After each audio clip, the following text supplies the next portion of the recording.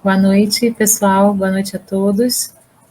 Nós estamos aqui mais uma quinta-feira, às 8 horas da noite, para fazermos mais uma reflexão à luz do Espiritismo. Hoje nós vamos falar sobre os opostos. Vamos nos basear em 2 livros, Renovando Atitudes e também O Efeito Sombra. Eu sou Valéria, o pessoal no centro me chama de Val, e nós estamos aqui diretamente da página do Facebook do Centro Espírita Francisco de Assis para fazer a reflexão de hoje.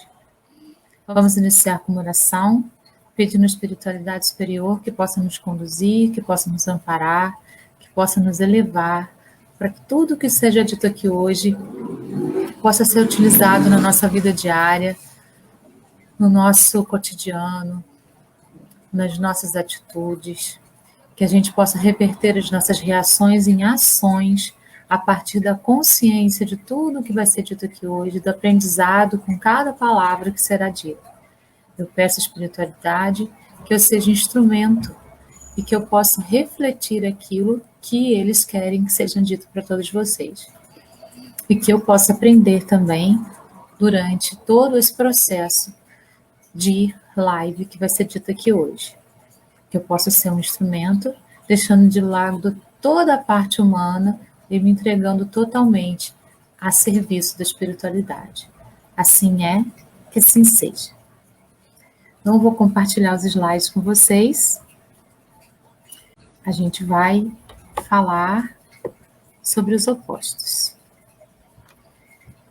Então, a gente vai se basear nesses 2 livros, Renovando Atitudes, que foi psicografado por Francisco do Espírito Santo Neto, editado pelo Espírito Hamed, e O Efeito Sombra.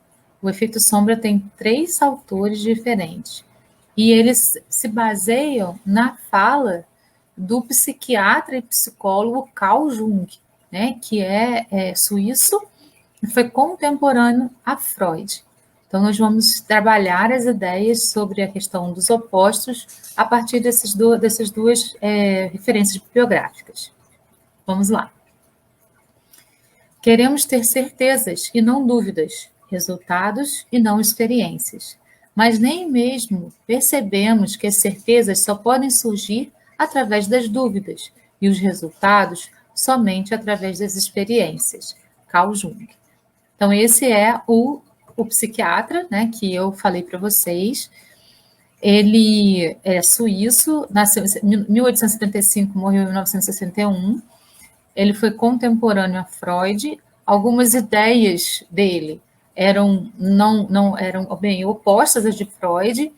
Os 2 tinham um relacionamento interessante, eles sempre trocavam experiências, mas eles discordavam em alguns pontos e concordavam em outros pontos. Então, foi um psiquiatra e psicoterapeuta suíço que fundou a psicologia analítica. Jung propôs a desenvolver os conceitos de personalidade extrovertida e introvertida, arquétipo e inconsciente coletivo. Seu trabalho tem sido influente na psiquiatria, psicologia, ciência da religião, literatura e áreas afins. Então, esse livro, O Efeito Sombra, vai se basear nele. E nessa fala dele, a gente percebe que a gente quer chegar no ponto final sem passar pelo processo, né? Então, assim, como que nós podemos ter certezas sem passar pelas dúvidas, sem passar pelas perguntas? Primeiro a gente precisa perguntar, daí a gente precisa averiguar, para depois a gente achar uma resposta. E a partir do momento que a gente localiza essa resposta vai gerar outras dúvidas, que vão gerar outras perguntas, que vão gerar outras buscas, para que a gente encontre outras certezas. E essas certezas sempre são relativas. A gente não tem certeza de nada, na verdade. É muito mais interessante a gente ser uma metamorfose e se modificar a cada dia e perceber que aquela nossa certeza, na verdade, ela tinha nuances diferentes do que a gente acreditava, do que a gente fechar possibilidades com todas as certezas, né, absolutamente certezas, fechando possibilidades para as coisas novas que tem para chegar, para as possibilidades diferenciadas que tem para chegar na nossa existência.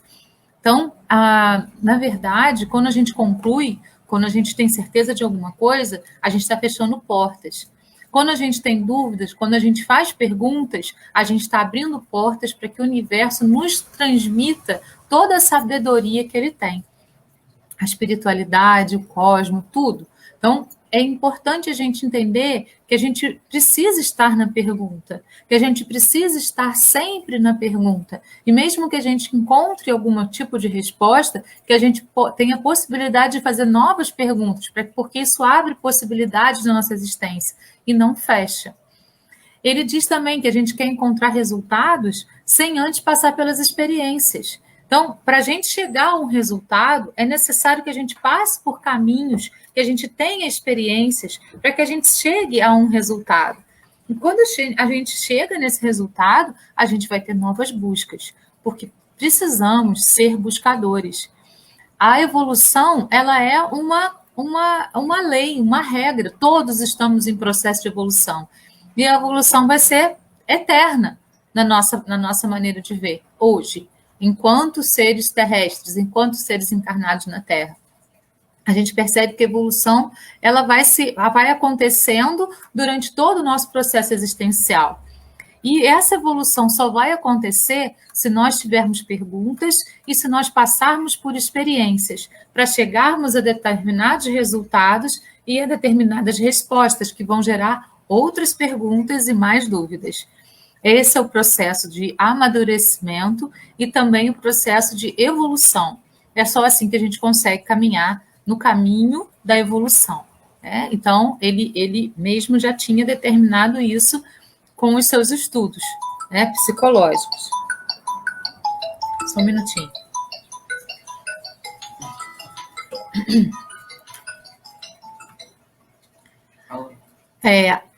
Nesse livro, O Efeito Sombra, como eu disse, ele é escrito por três autores diferentes. Só um minutinho, que eu fiz uma coisa no slide aqui que não era para ter feito.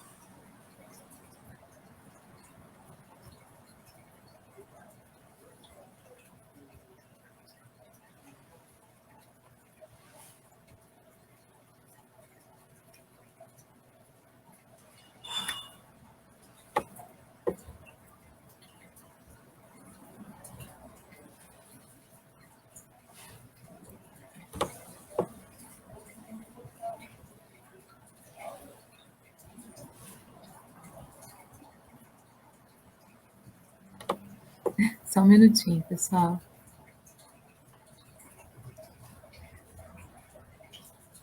Acho que é isso.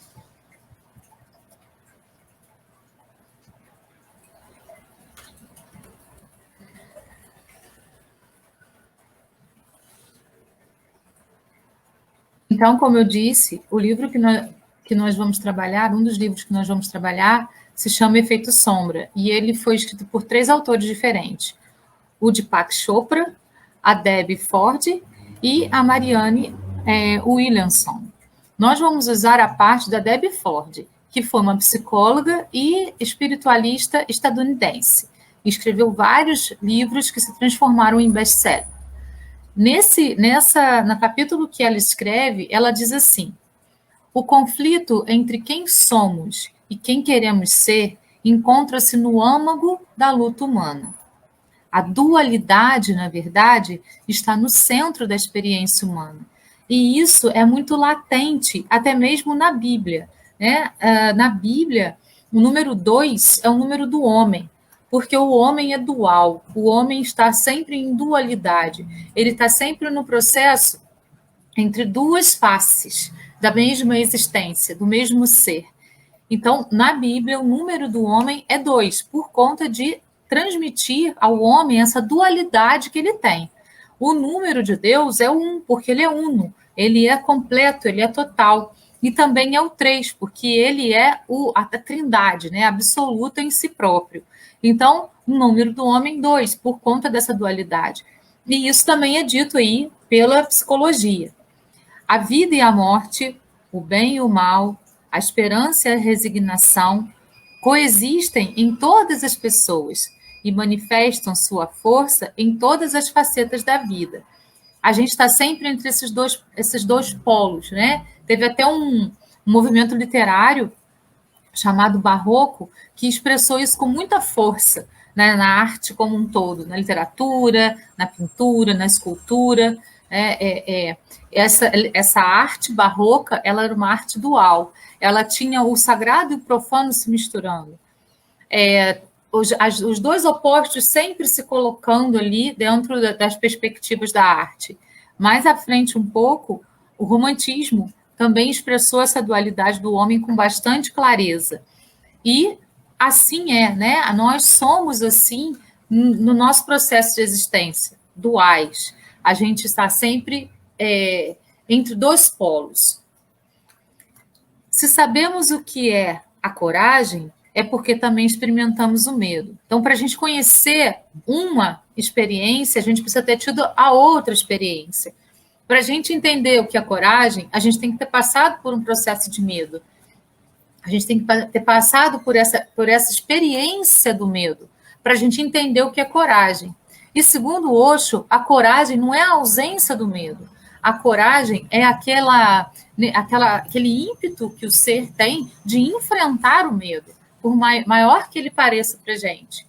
E a não coragem, o medo, aquele medo que paralisa, é quando você não tem esse ímpeto.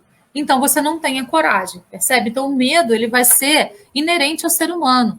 Então, nós passamos por experiências de medo. A coragem é algo que nós precisamos construir em nós. Então, é essa capacidade de ir além do medo, segundo Osho. Então, para a gente saber o que é coragem, a gente tem que ter experienciado o medo. E o medo é inerente ao ser humano. Num primeiro momento instintivo, ele era até uma questão de sobrevivência, né? Se você tem medo de altura, por exemplo, você não vai chegar perto de um lugar muito alto porque você pode cair. Então, instintivamente, nós, enquanto instinto, lá, quando a gente ainda era animal, né? A gente tinha essa coisa mais animalesca, porque nós passamos por várias fases na nossa existência, mineral, vegetal, animal, até a gente chegar na fase hominal. Então, essa coisa do medo, ela vem ainda dos instintos. E ela ainda é muito forte quando os instintos são muito fortes na gente. Mas quanto mais a gente vai tomando consciência, mais a gente vai percebendo que a gente não precisa ter esse medo que paralisa. A gente precisa ter a coragem e a consciência de enfrentar esse medo com a determinação e com cuidado conosco mesmos. Se podemos reconhecer a honestidade, é porque já encontramos a falsidade. Reparem, tivemos muitas existências até chegar onde estamos. Passamos por muitas experiências de vidas anteriores. Como eu disse, passamos por fases de mineral, vegetal, animal, para chegar ao hominal. E, enquanto homem, nós já passamos por muitas experiências, porque quando a gente sai dos instintos e se transforma em homem e começa a ter, segundo o livro Evolução em Dois Mundos, responsabilidade, o que a Evolução em Dois Mundos diz? Que quando o homem teve o senso de responsabilidade que foi soprado pela espiritualidade superior para ele, para poder ele compreender essa responsabilidade, ele começou a se diferenciar dos animais. E a responsabilidade trouxe a consciência. E a partir desse momento, então, o homem se diferencia totalmente dos animais. Mas aí nós ainda temos lembranças desse momento em que éramos instintos. No Evangelho segundo o Espiritismo também é dito, primeiro nós éramos instintos, depois sensações, depois sentimentos. Então nós estamos subindo degraus. Estamos no momento da sensação, experienciando sentimentos. Nós ainda não sabemos, em completude, o que são efetivamente os sentimentos. Nós experimentamos esses sentimentos porque a gente ainda não está preparado para poder entendê-los na completude. Nós estamos no momento da sensação. Então, a gente experiencia, por exemplo, o amor, que é o sentimento mais amplo do mundo. Mas a gente, muitas vezes, experiencia um amor que se transforma em ego, que se transforma em possessão, que se transforma em prisão, que é o contrário do amor. O amor liberta. Então, a gente deturpa um pouco, ou muito, né, aquela verdadeira significação dos sentimentos, porque ainda não estamos nesse processo. Nós estamos na sensação. Então, como nós partimos lá do homem primitivo, e aí a gente se transforma num homem com responsabilidade, consciência, diferenciando-nos desse homem primitivo instintivo, nós experimentamos no processo daí para frente vários sentimentos que hoje a gente acha horrorosos, como, por exemplo, a falsidade. Nós já fomos falsos, nós já fomos maus, a gente já foi perverso, a gente já cometeu crimes, a gente já fez muita coisa porque a gente estava no processo de aprendizado. E a gente tem que se condenar por isso? Não, era o nosso momento ali. Hoje nós não fazemos mais o que fazíamos antes. Ainda existem resquícios do que fomos em nós, porque as nossas memórias estão guardadas. Segundo André Luiz, a gente tem 5 corpos espirituais, 2 próprios do planeta que nós estamos encarnando. Então, no caso da Terra, nós temos o corpo físico, que é bem bruto, e o duplo etérico, que pertence à Terra, que nos é concedido como empréstimo no momento em que nós vamos reencarnar. Então, quando a gente está no ventre da nossa mãe, a nossa mãe puxa o fluido do planeta que a gente está reencarnando para formar o envoltório do espírito com o fluido daquele planeta. No caso da Terra, o corpo físico e o duplo etérico. Aí nós temos o corpo espiritual, que é o perispírito, que ele também é um envoltório de 2 outros corpos, do corpo mental e do espírito efetivamente, aquela essência de quem nós somos. Nessa parte aí, no corpo mental, ficam guardadas todas as memórias de todas as nossas existências, desde lá do mineral até chegarmos onde estamos.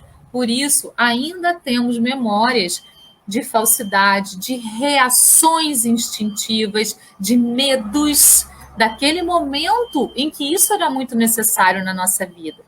Mas agora a gente pode trabalhar tudo isso de uma maneira diferente. Mas para sabermos o que é o oposto daquilo, precisamos ter experienciado aquilo. E ainda experienciamos hoje, mesmo com resquícios muito fragmentários, esses sentimentos de falsidade, de egocentrismo, de inveja. Todos esses sentimentos que a gente abomina ainda estão em nós. E nós precisamos trabalhar isso de modo consciente. É sobre isso que nós vamos falar hoje, né? Sobre esses opostos, é sobre isso que nós já estamos falando hoje.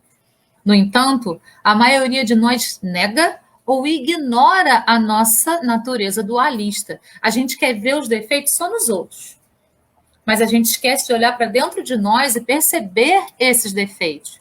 E quando percebemos, ao invés de trabalhar isso em nós, nós nos julgamos, nos condenamos e nos impomos castigos. O que adianta isso? A gente vai estagnar. A gente precisa ter compreensão disso e a aceitação disso, para que a gente possa, então, trabalhar de modo consciente o nosso lado sombra. É isso aí que é a mensagem. Vamos trabalhar de modo consciente, porque o nosso lado sombra não é um lado ruim, ele é um lado nosso, e ele faz parte de nós. Nós podemos transformar isso, podemos, em energias salutares para nós mesmos, mas não eliminar isso. É isso que nós vamos trabalhar hoje. Vamos lá, vamos em frente.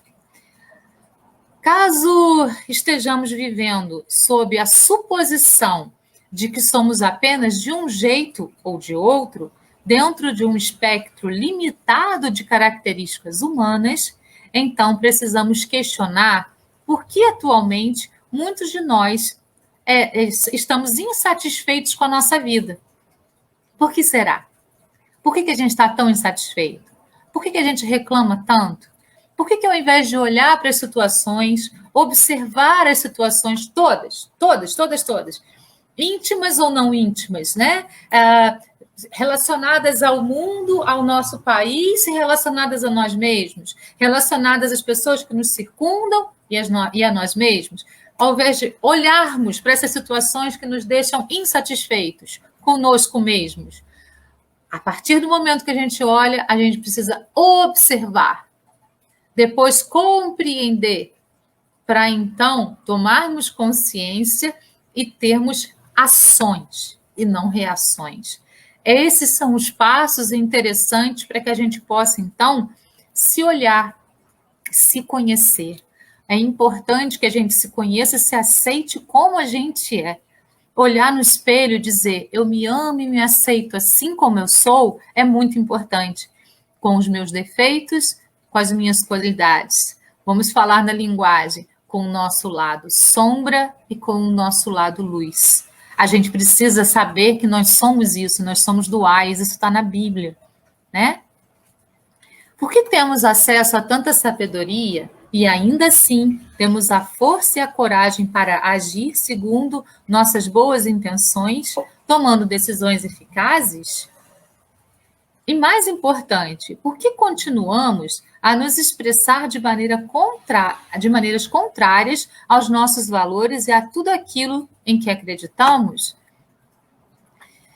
Lembrando, pessoal, que a grande moral ela está implantada dentro de nós. Tá? A partícula de Deus que está dentro de nós, essa partícula de Deus também já foi estudada pela ciência e já foi comprovada a existência dela, ela está dentro de nós.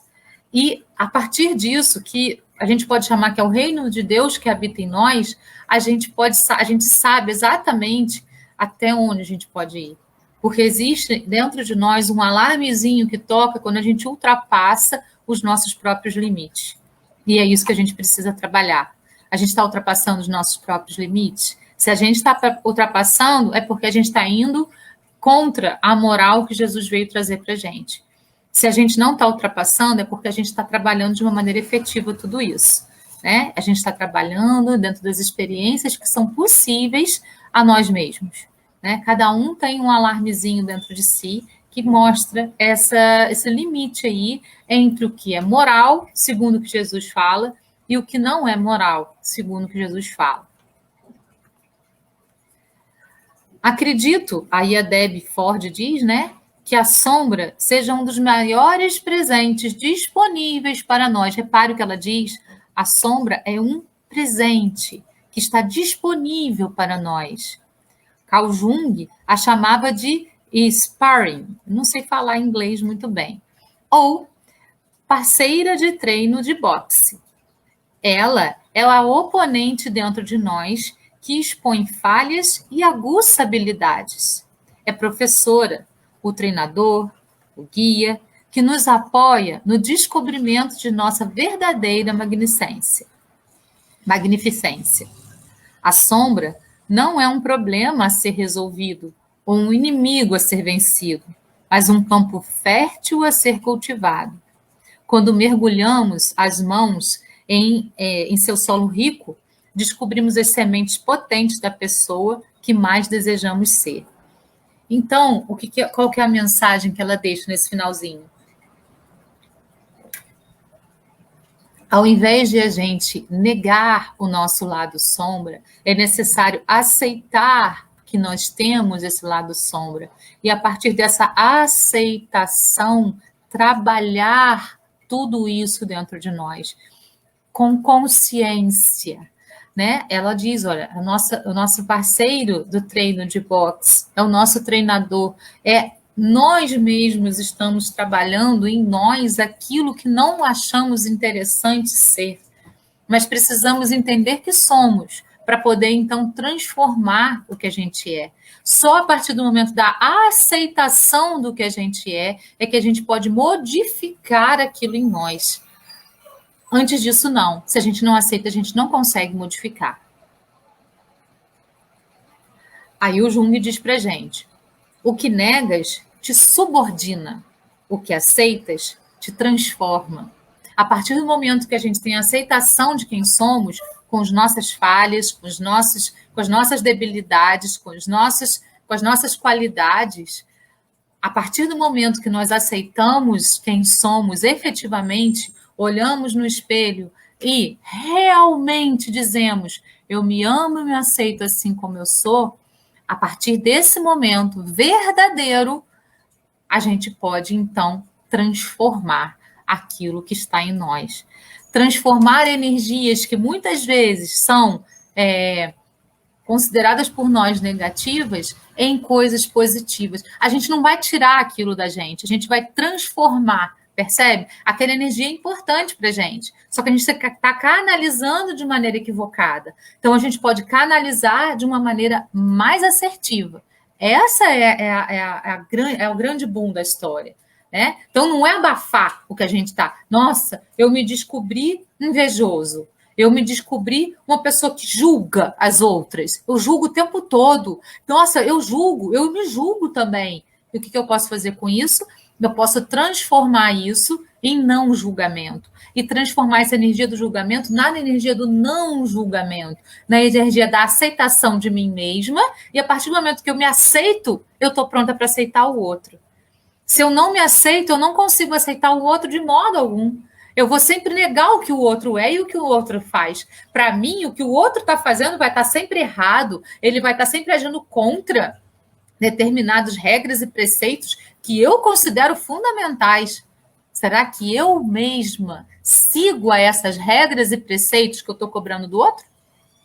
E será que essas regras e preceitos servem também para o outro? Melhor, será que elas servem para mim? Essas perguntas nós precisamos nos fazer. Sempre. Porque aí a gente vai ter a aceitação da gente mesmo para poder ter a aceitação do outro e o julgamento vai diminuir. Percebe? Então, é isso aí. É isso que o Carl Jung vem trazer para a gente. É isso que o livro Efeito Sombra vem trazer para a gente também. Tem uma fala do Osho assim: nenhuma pessoa inteligente está interessada em dominar os outros. Uma pessoa inteligente está interessada em conhecer a si mesma. A partir disso, a gente compreende que o outro é um espelho de nós. Se aquilo que está no outro me incomoda tanto, é porque eu preciso ver que aquilo está refletindo em mim. E a partir do momento que isso reflete em mim, que isso me mostra quem eu sou, eu posso trabalhar isso em mim. Então, ao invés de julgar o outro, eu agradeço ao outro por ter me mostrado aquilo e trabalho em mim aquilo que precisa ser modificado. O outro, ele tem um comprometimento com ele mesmo. Eu tenho um comprometimento comigo. O meu comprometimento é comigo mesma. Eu posso me modificar, eu não posso modificar o outro. E se o outro me dá esse espelho, então eu posso trabalhar isso em mim de uma maneira mais assertiva, sem julgar o outro, porque aquilo está em mim também. Então, aquela sombra que eu estou vendo no outro, que eu estou julgando, muitas vezes ela pode estar me dando um alerta do que eu preciso trabalhar em mim. Isso é em 99% dos casos. Vamos passar, então, para o livro Renovando Atitudes, nessa parte em que ele trata dos opostos. Ele inicia a reflexão dessa parte com uma citação do Evangelho. Do Evangelho, que está lá no Evangelho segundo o Espiritismo, no capítulo 10, no item 12.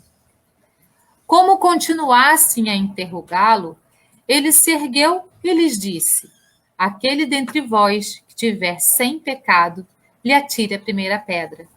Depois, abaixando-se de novo, continuou a escrever sobre a pedra. É o trechinho de Maria Madalena, né? Aquela que foi considerada adúltera e que ia ser apedrejada. E ele disse: quem não tiver pecado, atire a primeira pedra. Ele fez com que as pessoas refletissem sobre a atitude que elas estavam tomando. Aquele dentre vós que estiver sem pecado, lhe atire a primeira pedra. Assim anunciou Jesus Cristo diante da mulher surpreendida em adultério. Ele conhecia a intimidade das criaturas humanas e as via como um livro completamente aberto. Os seres superiores, né? Jesus era um ser superior, lógico, né? Apesar de estar encarnado num corpo humano, ele conseguia ver além das aparências, ele conseguia ver a intimidade das pessoas, ele conseguia ver o espírito da pessoa e as tendências desse espírito. Como se as pessoas fossem um livro aberto. Nós estávamos lá, ou julgando e condenando essa mulher, provavelmente julgando e condenando essa mulher, ou outras mulheres como ela. Sabia de suas carências e necessidades condizentes com seu grau evolutivo, bem como conhecia todo o mecanismo proveniente de sua sombra. Quer dizer, a soma de tudo aquilo que elas não desejam ter e ver em si mesmos. Então, é isso, né? Nós negamos as nossas próprias sombras. Nós não conseguimos visualizar, porque nós simplesmente negamos que ela existe em nós, e elas existem em nós, porque nós somos duais, como diz a Bíblia. O termo sombra foi desenvolvido por Carl Jung, eminente psiquiatra e psicólogo suíço, para conceituar o somatório dos lados rejeitados da realidade humana, que permanecem inconscientes por não querermos vê-los. Então, no livro Renovando Atitudes, ele cita também a teoria de Jung sobre a sombra e essa coisa da nossa rejeição a essa sombra, que nos torna o que somos, que faz com que nós sejamos a totalidade do que somos. Somos seres que viemos de experiências anteriores, e o somatório de todas as experiências faz com que sejamos o que somos. Tudo isso é importante para nós, tanto o nosso lado luz quanto o nosso lado sombra. E nós continuamos negando esse outro lado oposto, esse lado sombra que todos temos. Pensar é difícil, por isso a maioria das pessoas prefere julgar. Foi o que fizeram com Maria Madalena. É mais fácil julgar e condenar o outro, porque assim a gente está condenando no outro aquilo que está em nós também. Lembrando do processo do espelho. O que o outro faz, o que o outro causa de reação em nós, de reação de negação, pode ter certeza que está em nós também. Então a gente tem que tomar bastante cuidado com o que a gente fala, né? Porque quando Pedro fala de José, o Pedro não está falando de José, ele está falando do próprio Pedro. Então, quando a gente fala de alguém, a gente está falando da gente mesmo. A gente está ressaltando as nossas próprias debilidades. Jesus sabia que todos ali presentes fariam daquela mulher um bode expiatório para aliviar suas consciências de culpa, projetando sobre ela seus sentimentos e emoções não aceitos e apedrejando-a sumariamente conforme as leis da época. Então, era isso é isso que a gente faz até hoje. É mais fácil você jogar toda a raiva que você tem de si mesmo em cima de uma outra pessoa que te causou algum processo de raiva do que olhar para o outro e perceber o que tem de mim aí. A gente não faz isso. E aí, quando a gente joga essa raiva toda em cima do outro, quando a gente despeja tudo isso em cima do outro, a gente se sente aliviado. É como se a gente tivesse lavado a nossa alma. Será que lavamos? Ou será que a gente despejou em cima do outro tudo aquilo que está em nós e foi super injusto com o outro? Porque o outro nem tinha nada a ver com aquilo. Como eu digo para vocês sempre, nas nossas reflexões eu não vim trazer respostas, eu vim trazer perguntas. A gente precisa ir se questionando dentro desses processos todos para poder perceber onde nós estamos aí. Em consequência, todos ali reunidos sentiriam momentaneamente um alívio ao executá-la, ou mesmo livres de pecados, pois nela seriam projetados os chamados defeitos repugnantes e desprezíveis, como se dissessem para si mesmos: não tenho mais nada com isso. Ela que pecou, não fui eu. Ela que fez a coisa errada. Ela que está agindo de modo errado. Então, eu tenho que julgar, eu tenho que condenar e eu tenho que fazer com que ela sofra. Eu tenho que dar o castigo. Eu estou dando castigo para ela ou eu estou eliminando de mim aquele castigo que eu acho que eu que tenho que sofrer? É isso que a gente tem que se perguntar. Porque é isso que a gente tem feito. E eu estou me incluindo nisso, viu? O mestre, porém, induziu-os a fazer uma introspecção, impulsionando-os para uma viagem interior, indagando: quem de vós não tem pecados? Quem de vós não tem pecados? Eu não gosto muito da palavra pecados, não, né? Porque ela tem uma conotação hoje transformada pelas igrejas em algo que é imutável, né? É algo que fere determinados preceitos pré-determinados, e não é bem isso, né? Quem de vós não tem algo dentro de si que gostaria de modificar? Quem de vós não ultrapassa os limites da própria moral? É isso que é o chamado pecado. Somos a todo instante tentados a encobrir nossas vulnerabilidades ou pontos fracos. Por não aceitarmos ser natural que parte de nós é segura e generosa, enquanto outra duvida e é egoísta. É o ser dual, é o ser oposto, é o ser que tem as duas faces. Todos nós somos assim. Todos. Isso está na Bíblia. Faz-se necessário admitirmos nossos pecados, entre aspas, né? Então, o que seria isso? Os momentos em que ultrapassamos os nossos limites e que nós percebemos e sabemos que isso acontece, porque aquele alarmezinho interior vai soar, vai tocar. Então, de novo, faz-se necessário admitirmos nossos pecados, porque somente dessa forma iremos confrontar-nos com nossos sótãos fechados e promover nosso amadurecimento espiritual. É aquilo que a gente joga lá no sótão da nossa casa e fecha a porta e fica cheio de poeira e a gente esquece que está lá. É isso aí. É isso aí que a gente tem que buscar dentro da gente. O que a gente fechou e deixou para lá? Porque a gente acha que não vale a pena. Será que não vale a pena? Será que se a gente for lá trabalhar aquilo de um modo eficiente, mexer naquilo, aquilo não vai fazer com que a gente seja mais completo e vai fazer com que a gente se torne uma pessoa mais feliz? Transmutando coisas que a gente faz automaticamente, num automatismo, em algo que a gente pode modificar em nós, em atitudes, em ações, em palavras, que a gente pode modificar, que está lá no nosso sótão fechado e já virou um automatismo em nós, mas que se a gente mexer lá, pode doer alguma coisa, mas vai se transformar numa dor de aprendizado e não no sofrimento. E aí a gente transforma e transmuta isso para que a nossa existência seja mais assertiva. Esse é um convite. Aí o Jung fala para a gente: o que negas te subordina, o que aceitas transforma. Admitindo nossos lados positivo e negativo, em outras palavras, nossa polaridade, passaremos a observar nossa ambivalência.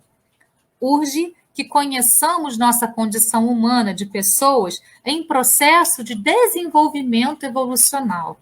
É isso. Trazemos daí, das vidas anteriores, de todas as nossas existências, resquícios de sentimentos que ainda afloram em nós em determinadas situações, em determinados momentos, com determinadas pessoas. Precisamos trabalhar isso em nós para que a gente possa transformar essa energia em energia salutar. Isso é possível. O Mestre Jesus veio trazer isso para a gente com o ensinamento que acabamos de ver. Olha para si próprio. Quando algo te incomoda no outro, olha para si próprio e perceba onde está em mim aquilo que me incomoda no outro. Ao assumirmos, porém, nossos opostos como elementos naturais da estrutura humana, egoísmo, desinteresse, dominação, submissão, adulação, aversão, ciúme, indiferença, malícia, ingenuidade, vaidade, desmazelo, apego, apatia.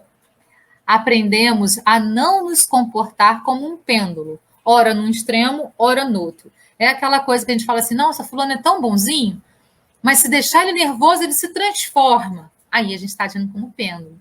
E a maioria de nós é assim.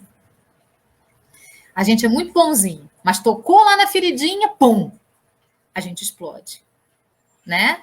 Então, a gente precisa trabalhar isso para poder transformar isso em algo positivo. Ao invés de explodir, observar, compreender, tomar consciência e agir sem abafar aquilo em nós, porque se a gente abafa também, aquilo vira uma doença.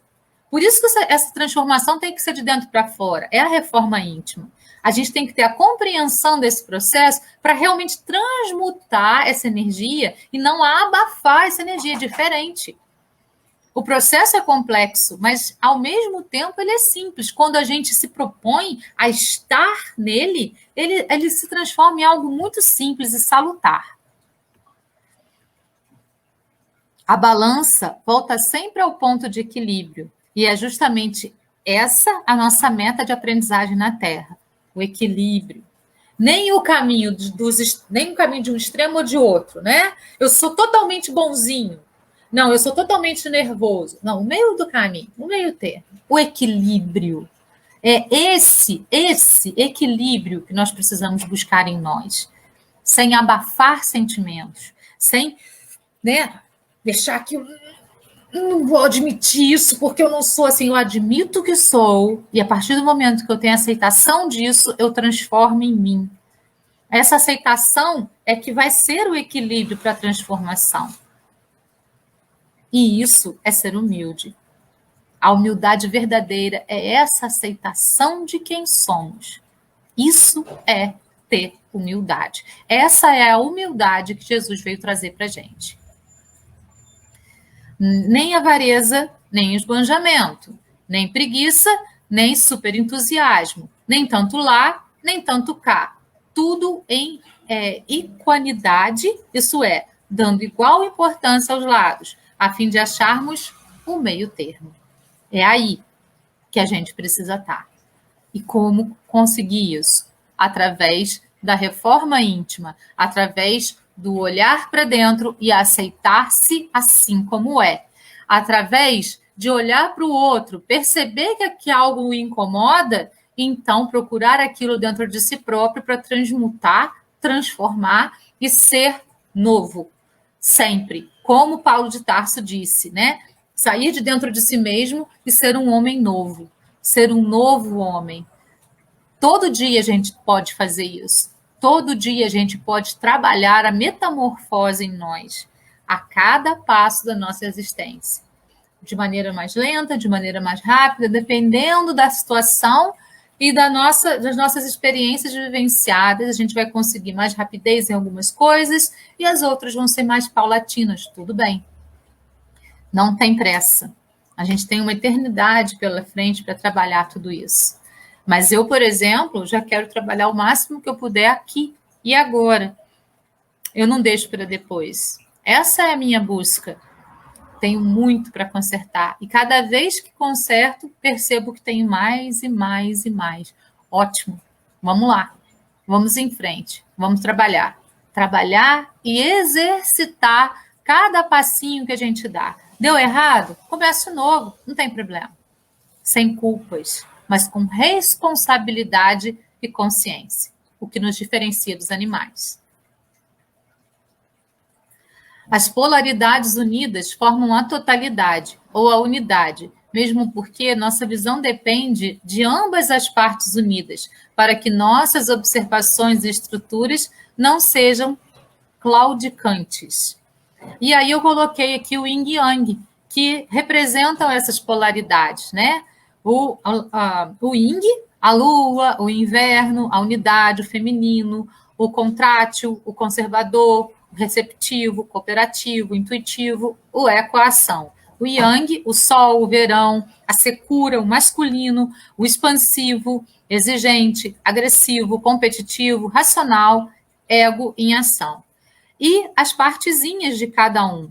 A bolinha preta, esse é o mal. A branca, esse é o bom. Aí você tem a parte branca com a bolinha preta. Esse é o mal que está dentro do bom. E a parte preta com a bolinha branca. Esse é o bom que está dentro do mal. E tudo unido, essa é a vida. Essa é a totalidade. Esses somos nós. Então, nós somos essas polaridades unidas. O que nós somos é isso. E nós precisamos ter aceitação de quem somos para podermos, então, trabalhar essas polaridades de modo positivo para poder alcançar a luz completa. E aí sim evoluir. É só assim que a gente evolui, quando a gente aceita quem a gente é na totalidade, com dualidade, como diz a Bíblia. Em suma, unir as polaridades em nossa consciência nos torna unos e seres totais.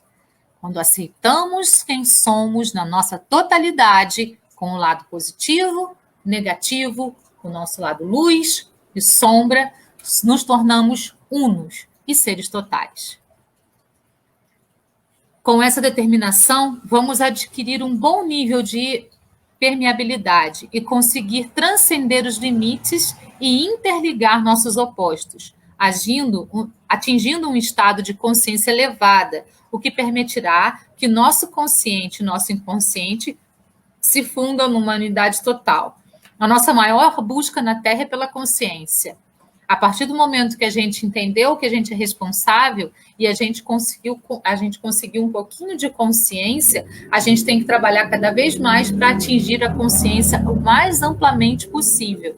Essa é a nossa grande busca. Quando a gente alcança isso, a gente tem a unidade total. A gente não precisa pensar que a gente vai conseguir isso amanhã. A gente, como eu disse, pode conseguir isso paulatinamente, melhorando 1% a cada dia em cada dificuldade que a gente tem. Se a gente consegue melhorar 1% a cada dia, no final de 365 dias, a gente melhorou 365%. E é muita coisa. Então, vamos no nosso ritmo, né? Sem achar que a gente pode resolver tudo ao mesmo tempo. Senão, se a gente quiser resolver tudo ao mesmo tempo, a carga fica muito pesada. E lembrando aquilo que a gente sempre fala, tudo que é pesado é nossa mentira, tudo que é leve é nossa verdade. Então, as coisas precisam ser leves para que a gente possa, então, trabalhar dentro da nossa própria verdade. Se está pesado, é a nossa mentira. Então, se um sentimento é pesado, é porque ele é a nossa mentira. E nós precisamos trabalhá-lo para que ele se torne leve e se transforme na nossa verdade. Luz e sombra.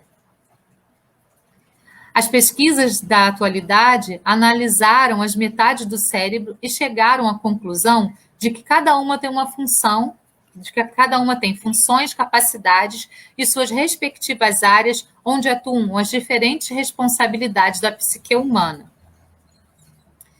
O lado esquerdo cuida da lógica, da linguagem, da leitura, da escrita, dos cálculos, do tempo, do pensamento digital e linear, e do lado direito do corpo, entre outras coisas.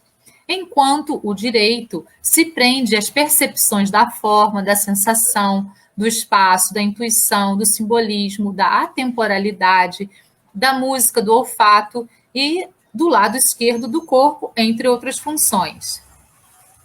Então, a gente tem aí qual a responsabilidade de cada hemisfério cerebral. O lado esquerdo, o intelectual. O lado direito, o sensível. O que seria a união dessas duas coisas? O que seria se nós conseguíssemos trabalhar os dois lados do cérebro de maneira equilibrada? Usar a totalidade cerebral é ter uma visão real da vida que nos cerca. Portanto, com apenas metade do cérebro, teremos a bipartição da verdade, ou melhor, a não conexão dos opostos. Então, tem muitas pessoas que acham muito bom usar só um lado, porque eu sou assim, eu sou sensível, ou então porque eu sou intelectual. E se a gente for as duas coisas? E se a gente conseguir trabalhar os dois lados? Será que a gente não alcança a totalidade? É o que ele está dizendo. A gente alcança a totalidade, a conexão dos opostos. O Mestre, Jesus, afirmou-nos: eu e meu Pai somos um. Isso está lá em João 10:30.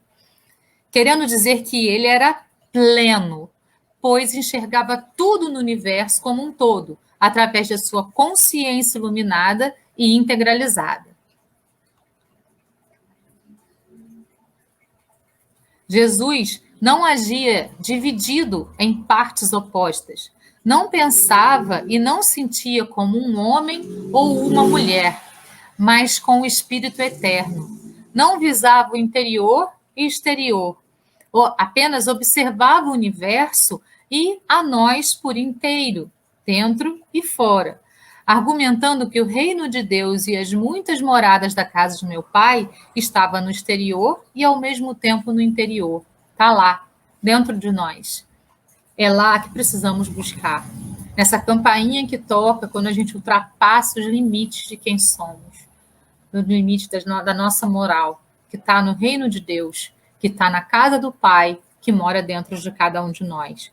E também mora no universo como um todo, a partícula de Deus.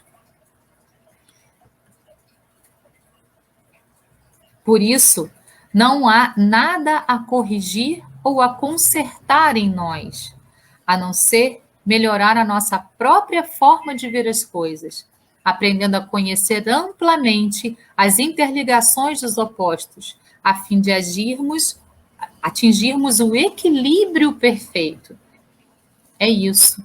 É a soma de tudo que nós somos que vai ser a nossa totalidade, que vai ser a nossa integralidade. É aí que nós precisamos trabalhar. Pecado, entre aspas, de novo, né? Em síntese, são as extremidades de nossa polaridade existencial. Daí decorre a afirmação de Jesus de Nazaré aos homens, que somente olham para um dos lados do fato naquele julgamento, e que, ao mesmo tempo, escondiam sentimentos e emoções que gostariam que não existissem. Então, ao apedrejar a mulher adúltera, eles estavam, na verdade, se libertando daquilo que eles queriam esconder neles mesmos. Quando a gente apedreja alguém, quando a gente joga pedra, quando a gente julga alguém, é isso que a gente está fazendo. Então, a gente precisa trabalhar isso em nós. E olhar sempre para o outro, repito, como o espelho daquilo que a gente precisa melhorar em nós. Se aquilo está nos afetando de alguma forma, é porque está em nós de alguma forma. Em suma, a ferramenta vital para interligar os opostos chama-se amor.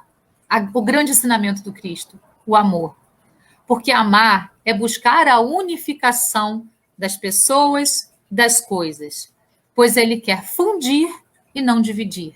Reparem, o amor quer fundir e não dividir. O amor tem que ser absolutamente incondicional, porque enquanto for seletivo e preferencial, não será amor real. Quem ama realmente constitui um nós. Isso é, une sem anular o eu próprio, o próprio eu. Então, nós precisamos nos conhecer, nos aceitar, nos trabalhar. A partir do momento que fazemos isso conosco, temos a capacidade de olhar para fora e entender o todo. E nos entendermos como parte desse todo. Nós somos parte da natureza. Nós não somos uma coisa a parte dela, nós somos parte da natureza. Nós somos parte da Terra, enquanto encarnados aqui, com esse corpo físico. Nós somos parte do cosmos, porque a Terra está dentro do cosmos e nós estamos nela. Então, tudo o que acontece em torno de nós está relacionado a nós. E nós recebemos todas essas informações pelo centro coronário, que vai trabalhar essas informações, buscar e transmitir para todo o restante das nossas células. Isso é muito importante. A gente se unificar, olhar no espelho e dizer, novamente, eu me amo e me aceito assim como eu sou. Pelo menos 3 vezes. Olhar no espelho e dizer essa frase. Pelo menos 3 vezes. E muitas vezes durante o dia. O Sol emite raios para todas as criaturas e não distribui sua luminosidade segundo o merecimento de cada um. Ele não vai olhar quem merece, quem não merece. Ele simplesmente transmite as energias salutares a todos nós, habitantes da Terra. Assim também é o amor do Mestre Jesus. Não diferencia bons e maus, certos e errados, poderosos e simples, não separa nem divide, simplesmente ama a todos pelo próprio prazer de amar. E essa é a grande mensagem do livro A Cabana. Esse amor de Deus que é por todos, porque todos são criaturas dele. E por mais que tenham defeitos, Esses defeitos podem ser aprimorados, por mais que tenham sombras, elas podem ser aprimoradas, lembrando que ela é a nossa grande professora, o nosso grande treinador de boxe. É com eles que nós temos que ir trabalhando com o nosso lado sombra, aprimorando para que nós nos transformemos em luz, sem negar o que somos na integralidade. Carl Jung tem outra frase que é legal para esse momento.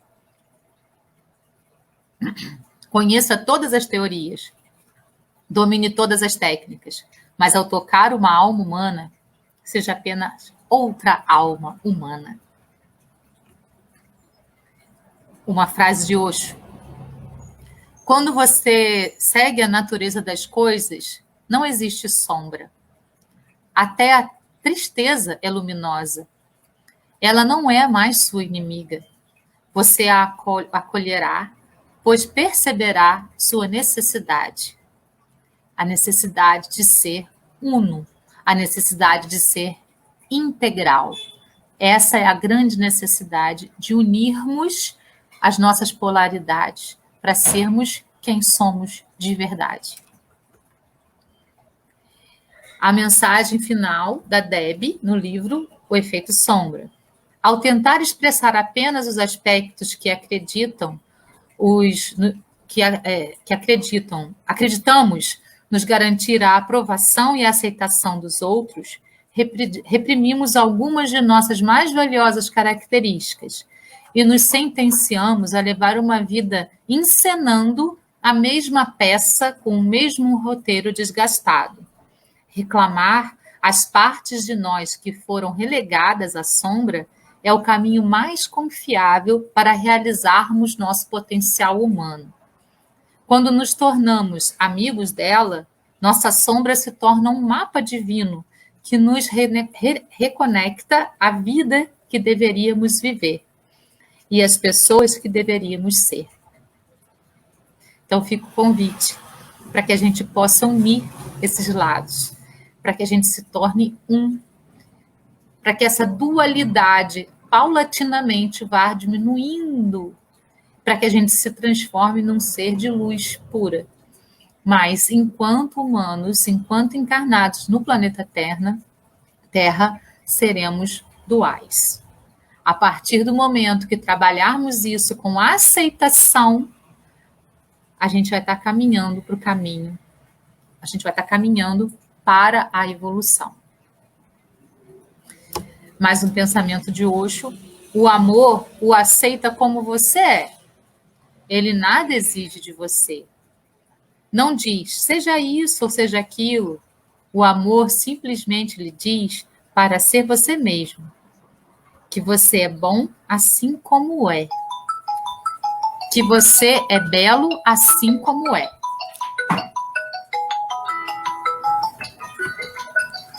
Então, pessoal, gratidão pela presença.